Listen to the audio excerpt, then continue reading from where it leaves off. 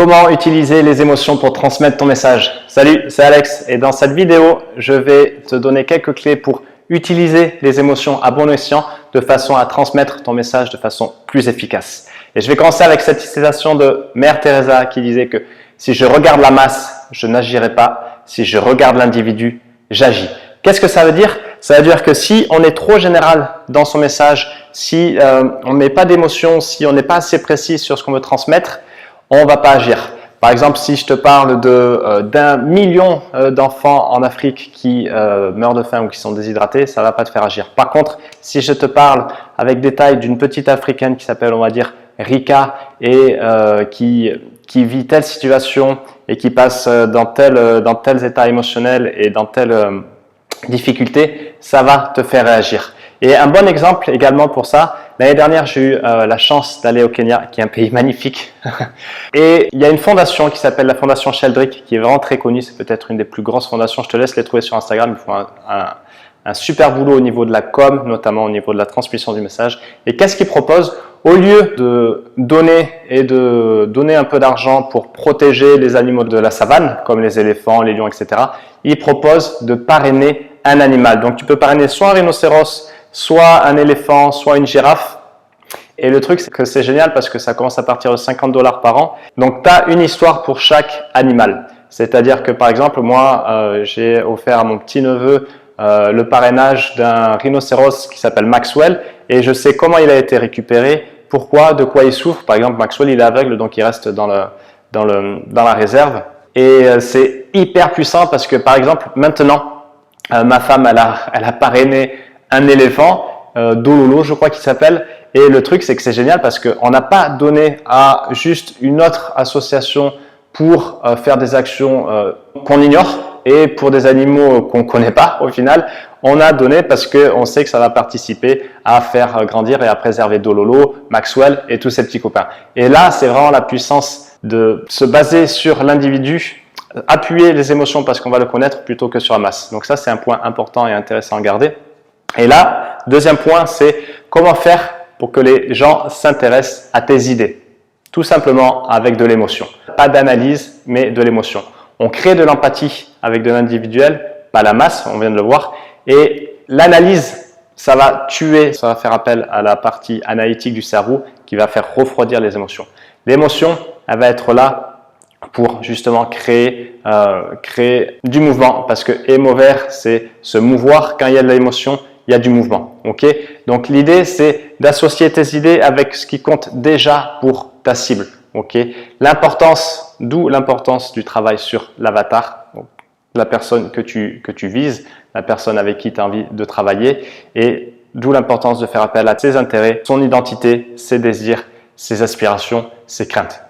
Donc tu vois l'importance de l'avatar par rapport au message. Donc pour émouvoir des gens, tout simplement, il faut mettre en avant des histoires personnelles. Parce que si tu te contentes de créer du contenu sans juste didactique, un peu comme des checklists et des bullet points, un peu comme des procédures, ça ne va pas marcher. Par contre, si tu mets en avant des histoires personnelles, ce qui t'est arrivé avant, pourquoi tu t'es investi dans ça, quelle est ta vision, quelle est ton histoire, ça va être beaucoup plus parlant et les gens vont se reconnaître dans ce message. Donc, l'idée, c'est d'enlever toute notion d'analyse et de calcul et pas les faire réfléchir.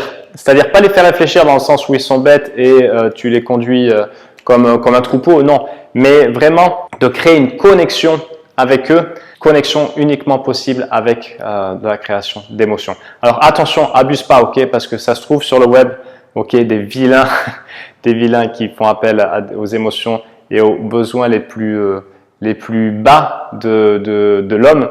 Je pense pas que si tu regardes cette vidéo, je pense pas que ce soit ton délire. Donc fais ça toujours avec intention, avec quelle est ton intention, et je suis sûr que si tu proposes tes services, si tu proposes tes accompagnements, c'est que ton intention est bonne et que tu es drivé par des valeurs importantes. Attention également aux mots surutilisés, ok, on va pas tomber dans la surenchère de toujours plus en fait. Méga, super, incroyable, unique, bon, tu vois, ça c'est des mots qui commencent à être galvaudés, donc reste cool par rapport à ça et reste surtout authentique, ok. Pour les faire passer à l'action, fais-les s'imaginer leur situation désirée. Okay, ils sont dans une situation actuelle, tu veux les faire passer à une situation désirée. Ça se retrouve notamment dans des appels stratégiques dit des appels de vente, même si j'aime pas trop ce mot. Et ne pas avoir peur également de leur dire ce qu'ils veulent vraiment. Oser écrire, oser raconter ce qu'ils veulent. Ok? Parce que l'idée, tu sais ce qu'ils veulent, ils savent ce qu'ils veulent, mais si tu ne leur rappelles pas, si tu ne rappelles pas que toi tu es là pour les aider dans ce sens, ça ne va pas les aider et ça ne va pas les rappeler à cette problématique qu'ils ont à régler. Toujours garde en tête what's in it for me, qu'est-ce qu'il y a ici pour moi, de façon à ce que quand tu crées du contenu, toujours tu puisses te dire, ok, est-ce que là je suis toujours dans le cadre de ce que recherche mon avatar et est-ce que mon message vise juste. Parce que l'idée, si tu peux avoir le meilleur produit du monde, le meilleur service, si tu ne connectes pas avec ton audience, tu vas pas vendre. Okay, c'est aussi simple que ça. Et j'en vois beaucoup qui ont des super produits, qui ont des projets intéressants, qui sont prometteurs, mais qui se retrouvent bloqués. Donc si c'est ton cas, vraiment, n'aie pas peur d'appuyer sur l'émotion parce que de toute façon, notre vie est drivée par l'émotion. C'est ce qui nous fait vivre, tout simplement. Sans émotion, il n'y a pas de vie. Donc pourquoi faire ça? Je tiens à te rassurer, il n'y a pas de mal, ok? C'est se servir des émotions, c'est comme tout, c'est comme un couteau, c'est un outil. Un couteau, tu peux tuer quelqu'un, tu peux libérer quelqu'un s'il est emprisonné. Donc, c'est à toi de faire ce que tu veux de l'outil. L'intention fera la différence, ok? Et c'est également une question d'attitude parce que si tu es persuadé du bien fondé de ton activité et de ton accompagnement, tu voudras aller au-delà de ça. Ok, au-delà de ça, et par exemple, j'avais lu cette histoire d'un chef cuistot qui était en base US en Irak, et donc son boulot c'était de servir la nourriture, tout simplement. Sauf que lui, il se voyait pas juste comme un cuistot, un chef cuistot, il était là en charge de la morale, parce qu'il savait pertinemment que si les mecs ils mangeaient bien, le moral allait être meilleur. Forcément, parce que si tu bouffes un truc dégueulasse, tous les jours, déjà que tu es en Irak dans le désert et qu'il fait 50 degrés, le moral va baisser. Si on te sert quelque chose d'un peu plus travaillé et d'un peu mieux présenté, forcément ça va travailler sur le moral pour le meilleur. Donc ce chef cuistot, tu vois, il était pas seulement là pour la nourriture, il était là en charge de la morale et c'était vraiment une question d'attitude. Toi, c'est exactement pareil avec ton contenu, avec ce que tu proposes, c'est l'intention et l'attitude qui fera la différence. Ok? Donc, 3 stratégies pour faire réagir et s'intéresser les gens à ton contenu.